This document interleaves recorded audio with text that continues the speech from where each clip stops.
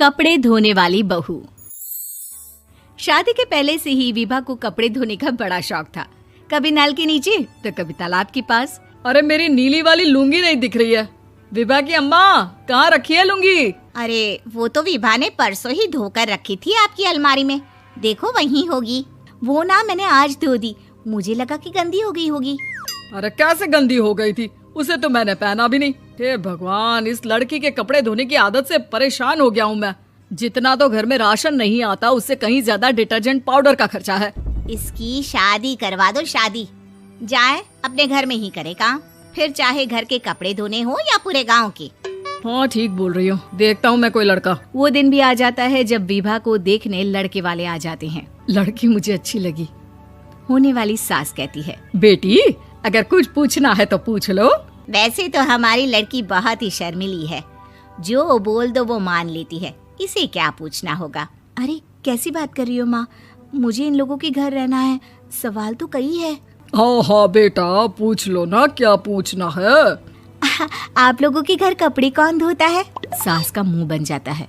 देखो, अगर तुम ये कहना चाहती हो कि तुम्हें कपड़े धोने नहीं आते तो सुन लो, कपड़े मैं ही धोती हूँ, लेकिन तुम्हारे आ जाने के बाद मैं रुमाल तक नहीं धोऊंगी। अरे चुप रहना भाग्यवान, बहू बेचारी घर आई नहीं, उसे डराना शुरू कर दिया।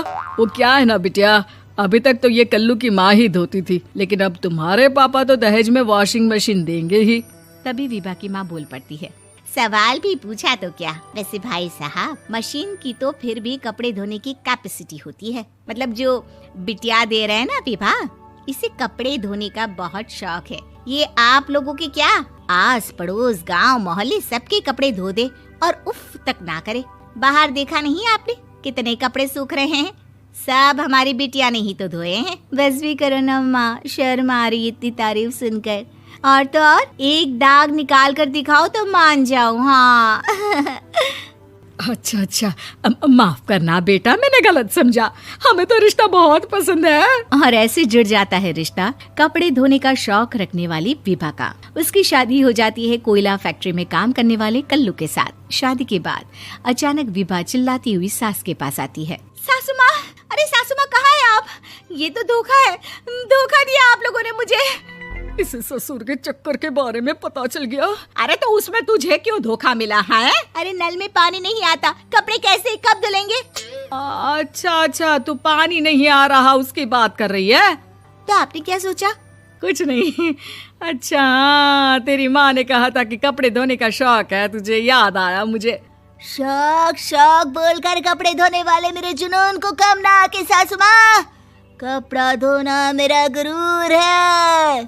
तभी पति भी वहाँ आ जाता है। अभी मैंने इसे सनी देओल की फिल्म दिखाई है, उसी के डायलॉग मार रही है माँ। अच्छा सुन, साफ साफ बता रही हूँ, पानी सुबह 4 से 6 और शाम को 10 से 12 आता है, समझी? विभा टाइमिंग सुनकर हैरान हो जाती है। ये क्या भूतों का मोहल्ला है? सुबह 4 बजे उठकर कौन कपड़े धोता है? 4 बजे टंकी में पानी जाता है, फिर सारा दिन धोना ना, किसने मना किया? अरे कैसी बात कर रही हैं? 200 लीटर की टंकी में कितने कपड़े धो लूंगी मैं? सुबह ही उठ जाऊंगी मैं। अब क्या था, विभा सुबह 4 से लेकर रात के 12 बजे तक कपड़े ही धोती रहती। एक रोज सास पड़ोस से निकलकर कहीं जा रही होती है कि साथ वाली कहती है, हाँ कल्लू की माँ, जरा ये बताओ कि 2 साड़ी है, 2 ब्लाउज और एक पेटीकोट और एक नाड़े वाला लंबा कच्छा। हाँ तो? अरे तो क्या, कितना लोगी धुलाई ये बताओ। धोबन दिख रहे हैं हम क्या? हमारे पति सरकारी नौकरी से अभी रिटायर हुए हैं और बेटा सुपरवाइजर है कोयला फैक्ट्री में। धोबन समझ रखा है हमें? हाय रे कल्लू की अम्मा, माफ कर दो, वो तो मोहल्ले में यही सब बता रहे थे कि तुमने बहू को कपड़ा धुलवाने के काम में लगा दिया है। सास को पड़ोसन की बात सुनकर गुस्सा आ जाता है। वो घर पहुंचती है जहां घर के बाहर ही इतने सारे कपड़े सूख रहे होते हैं जितने कि किसी धोबन के घर पर। अरे ओ कल्लू की दुल्हन, बाहर निकल। माँ जी यहीं आ जाओ, बाथरूम में चादर धो रहे हैं हम। अरे अभी हम धोते हैं, तुमको बाहर निकलो। ये आस पड़ोस वाले बोल रहे हैं कि हम बहू से कपड़े धुलवा कर उसे कपड़ा धोने वाली बना दिए हैं। अरे छोड़ो ना माँ जी, किन लोगों की बातों में आती हो? आस पास के लोगों का तो काम ही होता है कि वो किसी तरह सास बहू को लड़ा दे। बहू सारे घर के कपड़े धोती है, ये क्या कम है? बोलिए। सास को भी लग जाता है कि वो बहू का ये सनकीपन नहीं छुड़वा सकती, इससे अच्छा है कि खुद ही चुप हो जाए। एक रोज सास और बहू मंदिर जाते हैं, जहाँ सास की साड़ी वहाँ खड़ी भीख मांगने वाली से मिलती है। माँ जी क्या बात है, आपकी साड़ी उस भिखारन से कितनी मिल रही है ना? हाँ हाँ, देखो तो दोनों की साड़ी मिल रही है। क्या बात है कल्लू की अम्मा, तुम खुद को तो अफसर की बीवी बताती हो और ऐसी सिंपल सी प्लेन साड़ी पहनकर घूमती हो। सिंपल और प्लेन नहीं है ये साड़ी। तो क्या सोने के धागे से फूल बने हैं? कुछ भी सासू माँ, कुछ भी। हाँ, बने थे इस साड़ी में सोने के धागे से फूल। मेरे पति लेकर आए थे मद्रास से स्पेशली मेरे लिए 10,000 की। ताहे भाई साहब इस भिखारन के लिए भी सेम टू सेम साड़ी लेकर आए होंगे 10,000 की। सास उस वक्त कुछ नहीं कहती, लेकिन बहू के साथ घर आती है और अलमारी से एल्बम निकाल कर लाती है। ये साड़ी देख रही है, ये वही साड़ी है जिसे मैंने अभी पहना था। इस साड़ी में ये जो चमकदार फूल दिख रहे हैं ना, ये सोने के धागों से काढ़े गए हैं। लेकिन तू लोकल वॉशिंग मशीन ब्रश से घिस घिस कर सारे फूलों को निकाल कर साड़ी प्लेन कर दी।